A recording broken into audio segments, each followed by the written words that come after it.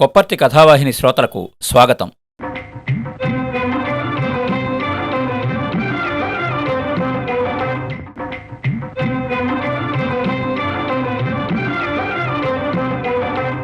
కథామణులకు నమస్కారం.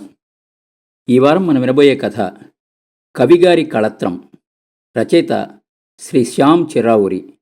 శ్యామ్ చిర్రావూరి గారు మెడికో శ్యామ్గా రచయితగా సుప్రసిద్ధులు.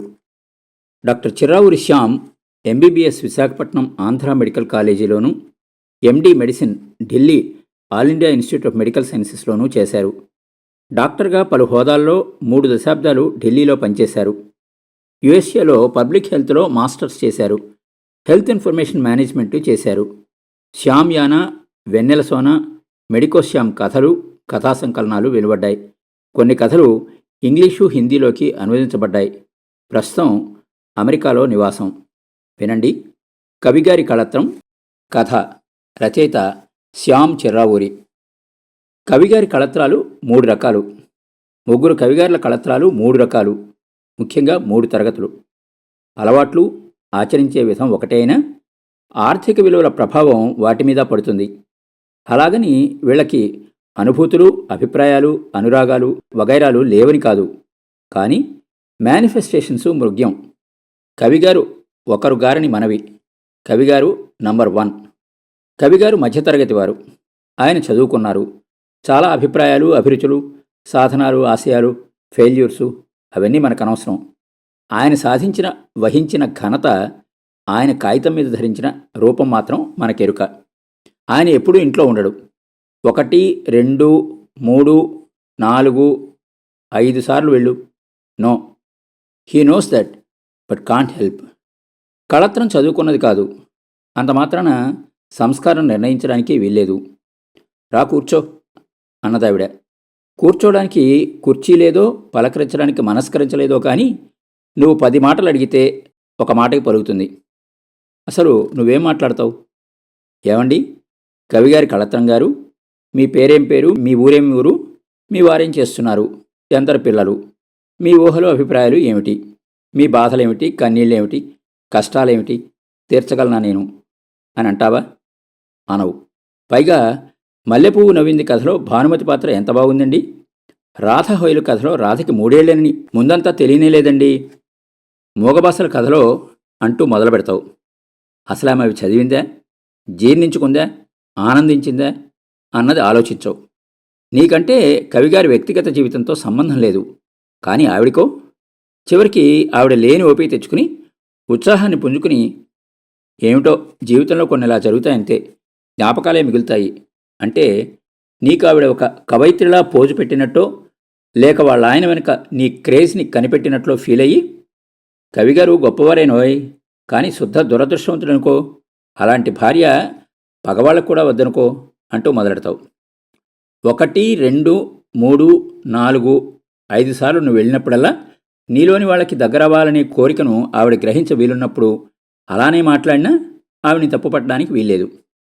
ఒకసారి మోసగిస్తే తప్పు వాడిది, 2 సార్లు మోసపోతే అది నీది అనేది ఒక స్పెయిన్ దేశపు వెయిన్. ప్లస్ ఈవిడ చదువు, ప్లస్ సాంఘిక స్థితి, ప్లస్ ఎదగని వ్యక్తిత్వం, దాని వెనుక తన సంసారం గురించి దిగులు గుర్తుంచుకుని ఈవిడ్ని ఏమీ అనలేం. ఇక కవిగారు నంబర్ 2. ఈయన ప్రస్తుతం ఆమ్ చైర్లో కూర్చున్నాడు. ఎస్టాబ్లిష్డ్ రైటర్గా. జీవితంలో కూడా ఎస్టాబ్లిష్డ్. కాకపోతే గతంలో కారుండేది, ప్రస్తుతం అది లేదు. పూర్వం ఇల్లు లేదు, ప్రస్తుతం అది ఉన్నది. తన కవిత్వం గురించి, రచనల గురించి చెప్పుకునే ఈయన ఆ కాలంలో అని పుంఖానుపుంఖాలుగా వ్యాసాలు రాస్తున్నారు. ఆ వ్యాసాలు ముద్దుగా, ముచ్చటగా ఉన్నాయని భావిస్తున్నారు నాలాంటి కుర్ర సాహితీకారులు. కానీ దాంట్లో కొంచెమే పరనింద, మెండుగా ఆత్మస్థుతి ఉన్నాయని కొందరు గొంతు చిచ్చుకుని అరుస్తున్నారు. కానీ వాళ్ళ అరుపులు ఎవరికి వినపడవు, లేఖలు ఎవరికి కనపడవు. వై? ఎస్టాబ్లిష్మెంట్. మద్రాసు వెళ్ళిన వాళ్ళకి రైటర్స్ని, సినిమా స్టూడియోస్ని చూడడం అలవాటైనట్టు ఆ ఊరు వెళ్ళిన వాళ్ళకి ఆయన చూడడం అలవాటో కాదో నాకు తెలీదు. ఆయన అడ్రస్ కూడా నాకు తెలీదు. ఏ రిక్షావాడిని పిలిచి అడిగినా పదండి బాబు అంటాడని ఆయన నాతో అన్నారు. ఆయన రిక్షావాళ్ళ యూనియన్ స్థాపించారేమో నాకు తెలియదు మరి. అందువల్ల మరో దారి ఆలోచించాను. వాళ్ళ ఆవిడ అదే ఊళ్ళో ఓ కాలేజీలో పనిచేస్తోందని తెలుసు. ఆవిడ చిన్న సైజు రచయిత్రి. కానీ ఆయన మాత్రం you know she also writes well అంటారు. Yes sir, writes well. నూతిలో రాతలనుకున్నా. దీపావళి నవ్వింది, కోపాలు శాపాలు, శారద బొమ్మ, బొమ్మలదేవి వంటి రచనలు చేస్తుంది. ఆఫీసులో పనిచేసే అతివల బాధలు, వాళ్ళ కన్నీళ్లు, అట్టడుగు వర్గంలో పనిచేసే వాళ్ళ ఆత్మీయతల మధ్య మనీ ఎలా అడ్డపడుతుంది అనే విషయాలు రాయడానికి ఆవిడ హృదయం కాగితానికి కలానికి అడ్డం పడదు. టైం అన్న పేరుతో రాయవలసిన ఒక కథకి బాతు కూత అనే పేరు పెట్టి తలగడాలు, దుప్పట్లు, పరుపులు, కడవలు అన్నీ తడిపి కన్నీటి కడలి కదిపి వడగలవాన కురిపించిందా ఆ మేధావి.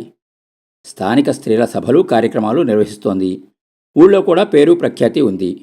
కానీ ముఖం చూస్తే మంచి అనే పదం ఆవిడ జీవితంలో కానీ డిక్షనరీలో కానీ ఎన్నడూ చూసినట్టుండదు. కరుడుగట్టిన ముఖం, దానిలో నవ్వు విషసర్పాల బొసల్ని గుర్తు చేస్తుంది. ఆ కాలేజీ దారి బట్టి వెళ్ళాకే ఈ విషయాలు తెలిసాయి. నేను ఫలానా ఊరి నుంచి వచ్చాను, ఫలానా వారి అబ్బాయిని, కవిగారిని కలుసుకోవాలని వచ్చా. ఆహా, అలాగా, ఫలానా శర్మగారి అబ్బాయా? అంటే విజయవాడ శర్మగారేనా? ఇదేనా రావడం? ఆతృత, చిన్న మినీ ఆప్యాయత కనబరిచింది ఆవిడ. విజయవాడ కాదు, విజయనగరం. ఆ శర్మగారు కాదు, ఈ శర్మగారు అంటూ వివరించా. ఆహా, ముభావం. ఏం చేస్తున్నారు? ఏం తోచక వేసిన ప్రశ్న. మెడిసిన్ 4వ సంవత్సరం. ముభావంగా పాలిపోయిన మొహంలోకి కాస్త నెత్తురు చీర వచ్చినట్టయి, మంచిది. మరో క్షణం నిశ్శబ్దం. ఆయన ఇప్పుడు నిద్రపోయే సమయం. 4 దాకా ఎవరిని కలవరు, ఎవరొచ్చినా లేవరు. సో 4 లోపల మీరు ఇంట్లో ఉంటారా? నో రైటే, ఇది దారి అనుకున్నా. సరిగ్గా 4:15 ఇంట్లో అడుగుపెట్టిన ఆవిడ కంట్లో పడ్డ దృశ్యం ఏమిటంటే, సోఫాలో కవిగారి పక్కన కూర్చుని కబుర్లు చెబుతున్న నేను, నా భుజం మీద చేయి వేసి రాస్తూ వింటున్న ఆయన, నా చేతిలో బిస్కెట్టు, టేబుల్ మీద కప్ విత్ హార్లిక్స్. ఆమె విసవిస నడుస్తూ లోపలికెళ్ళింది.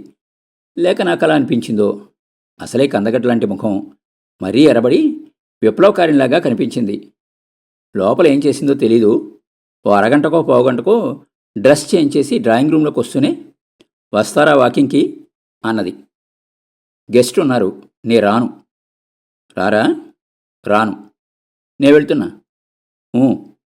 2 అడుగులు ముందుకేసి ఆగి నా వైపు తిరిగి, ఈ రాత్రికి ఉంటారా? అన్నాను తల అడ్డంగాడిస్తూ. అంతే, చక్కచక్క నడుచుకుంటూ వెళ్ళిపోయింది. గాలివాన వెలిసినట్టయింది. కవిగారు నేను కబుర్లలో పడ్డాం మళ్ళీ. ఆయన 2 రోజులు ఉండకూడదు మా ఇంట్లో అన్నారు.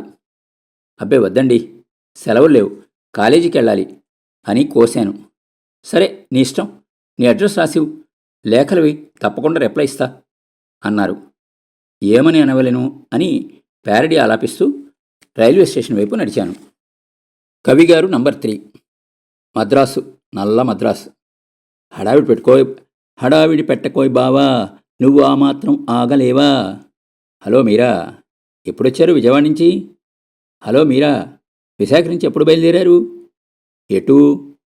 మీరెటు? గారింటికి. వారింటికా? వేస్ట్, శుద్ధ వేస్ట్. రమ్మని అడ్రస్ ఇచ్చి మరీ పిలిచాడు. ఆ ఊరొచ్చినప్పుడు ఎంత తిరిగాము. లిప్పుకి స్లిప్కి మధ్య స్లిప్ అనుకోలేదు, రారమ్మంటే వచ్చాను గాని. ఇంతకీ ఏమైంది? గురువుగారు లోపల బజ్జున్నారు, మేడము లేరని చెప్పేశారు. కాఫీ లేదు, కోకో లేదు, కనీసం పానీభీనా. ఫోన్ చేస్తే అది చూశా.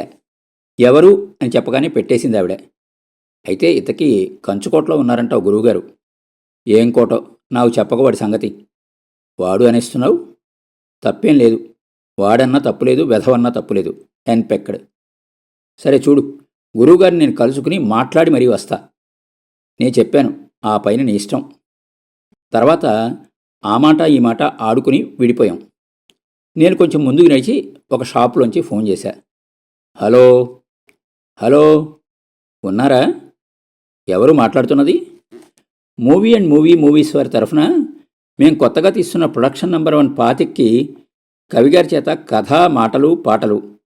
ఉన్నారు, పిలవమంటారా? అక్కర్లేదు, నేనే వస్తున్నా, కాస్త ఇంట్లో ఉండమనండి. అరగంటలో వస్తున్నా. అరగంట టైము కాల్చి ఎలాగోలా వెళ్ళేసరికి మేడం ఇంట్లో లేరు. మందు కోసం మందుల షాపుకో వెళ్ళారట. గురువుగారు ముందు గదిలోనే వెయిట్ చేస్తున్నారు. నన్ను చూడగానే చాలా సంతోషంతో లేచి ఎప్పుడొచ్చావు, ఎక్కడున్నావు అని ప్రశ్నల వర్షం కురిపించారు. వరుసగా సమాధానాలు చెప్పాను. గుర్తున్నంత వరకు వాళ్ల పేర్లు వీళ్ల పేర్లు అడిగి బాగున్నారా అంటున్నారు కవిగారు. ఎందుకో కవిగారిని చూస్తే ఎడారిలో ఒయాసిస్ కనిపించిన వాళ్ళలాగా అనిపించారు. ఎవరో సినిమా వాళ్ళు వస్తానని ఫోన్ చేస్తే వెయిట్ చేస్తున్నానని చెప్పారు. కాఫీ వచ్చింది, తాగాను. ఆయన ముఖం చూస్తుంటే నిజం దాచాలనిపించలేదు. చెప్పాను. చెప్తూ ఉండగా ఆవిడ వచ్చారు. ఆవిడ ముఖం నవ్వుని బాధని మిక్స్ చేసి ఎక్స్ప్రెస్ చేసింది. ఆవిడ ఆ చివరి ముక్కలు విన్నట్టుంది. ఓ 2 నిమిషాల తర్వాత ఆయనకి లోపల నుంచి పిలుపొచ్చింది. వెళ్ళారు. 5 నిమిషాలు ఏం ఘర్షణ పడ్డారో మనకి తెలీదు. నవ్వుతూ ఆయన బయటకు వచ్చారు. కానీ సీరియస్నెస్ విప్పేసి నవ్వు తొడుక్కుంటున్నట్టు స్పష్టంగా కనిపించింది. ఆ వేళకి అక్కడే ఉండమన్నారాయన ఒక 2 సార్లు. నేను నో థ్యాంక్స్ అన్నా. ఆయన స్ట్రెస్ చేయలేదు. టకటక ఆయన గుండెలు కొట్టుకుంటున్న శబ్దం. దిగబెట్టడానికి ఆయన నా వెంట వస్తుంటే గుమ్మం దగ్గర ఆవిడ మళ్ళీ పిలిచింది. ఏముందో ఏమో తెలియదు కానీ స్పష్టంగా ఆయన ముఖంలో విసుగు కనిపించింది. ఆవిడే రచయిత్రే. స్త్రీ స్వాతంత్రం మీద రచనలు చేసే ఈవిడ పురుషుడి స్వేచ్ఛను ఎందుకు భంగపరుస్తోందో అని ఆలోచిస్తున్నాను. పద పద అన్నారాయన. దారిలో ఆయన కొంచెం వివరించారు. సంసారంలో కల్లోలాలు రాకుండా సర్దుకుపోవడం అలవాటు చేసుకున్న ఎక్స్ట్రీమ్ కేసు అనిపించింది నాకు ఆ క్షణాన. ఈ మాట ఎప్పుడన్నా వస్తే ఇంట్లో కాకుండా బయట ఎక్కడన్నా కలుసుకుంటే బాగుంటుంది అన్న భావం వెలివిచ్చి తనుండే సైట్స్ చెప్పారు. లేఖలు రాస్తుండు అన్నారు. లేఖలు కూడా ఆవిడ సెన్సార్ చేసి ఇవ్వదు కదా అని అనిపించింది. టక్ టక్ టక్మని వాచి మెదడు ఇందాక బట్టి ఒకేలా గొడవ పెడుతున్నాయి. రాత్రి డైరీలో భార్యాటికుడు అని రాశా. ఓసారి సరదాగా డిక్షనరీ చూశా. ఆశ్చర్యం, అక్షరాలా సరిపోయింది.